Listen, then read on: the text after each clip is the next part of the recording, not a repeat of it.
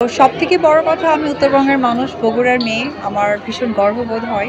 কারণ আমি জানি উত্তরবঙ্গের মানুষরা ভীষণ সহজ সরল হয় এবং বুদ্ধিমান হয়।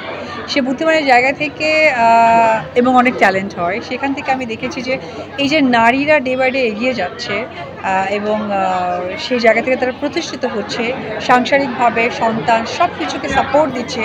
এটা আমি একজন নারী হয়ে আমি তাদেরকে সাধুবাদ জানাই। আর আমি সো লাকি মনে হয় অল টাইম যে নারীদের উদ্যোগ কোনো প্রোগ্রামে আমাকে যখন ইনভাইট করে আমি এত নারীর সান্নিধ্য পাই, এত নারীর ভালো লাগা পাই, ভালোবাসা পাই।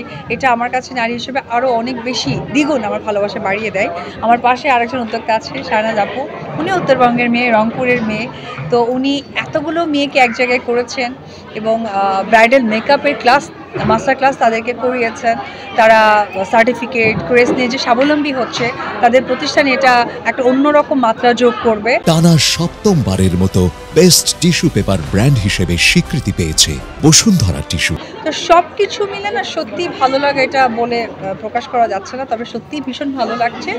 বেলা শেষে একটি কথাই বলবো, আমি যেহেতু উত্তরবঙ্গের মানুষ, এখানে আসলে কেমন যেন একটা আবেগই লাগে। মায়ের জায়গা, বাবার জায়গা, জন্মস্থান। আর এই মানুষগুলোকে দেখলে মনে হয় যে প্রত্যেকটা ঘরেই আমার ফ্যামিলি মেম্বার। প্রত্যেকটা মানুষকে চিনি, তাদের কথা চিনি, তাদের চলাফেরা চিনি। এবং যখন কথা বলে, দেশের বাইরে গেলেও যখন কোনো উত্তরবঙ্গের মানুষ কোথা থেকে কথা বলছে হঠাৎ কানে আসলো, মনে হয় যে আপনি কি বগুড়ার, বা না আমি তো দিনাজপুরের, আমি রংপুরের। তখন একটা কেমন ভালো লাগা কাজ করে। কাজের ব্যস্ততার জন্য দেশে আসা হয় না, এটা ঠিকই খুব কম আসা হয়, মানে আমার দেশের বাড়ি, গ্রামের বাড়িতে। তো যদি আমি গ্রামের মেয়ে না, আমি একদম শহরের, বগুড়া একদম শহরের মেয়ে। তো তারপরেও ভালো লাগে। আর বেস্ট উইশেস থাকবে যারা আজকে সার্টিফিকেট পেয়েছে এবং এত সুন্দর একদম প্রোগ্রামে তারা এসে সাকসেসফুলি প্রোগ্রামটা করেছে। এবং যে মানুষটাকে স্পেশালি সাকসেসফুল জানাবো সেটা হচ্ছে শাহনাজ আপু। এত সুন্দর একজন নারী হয়েও যে এত সুন্দরভাবে অর্গানাইজ করেছে।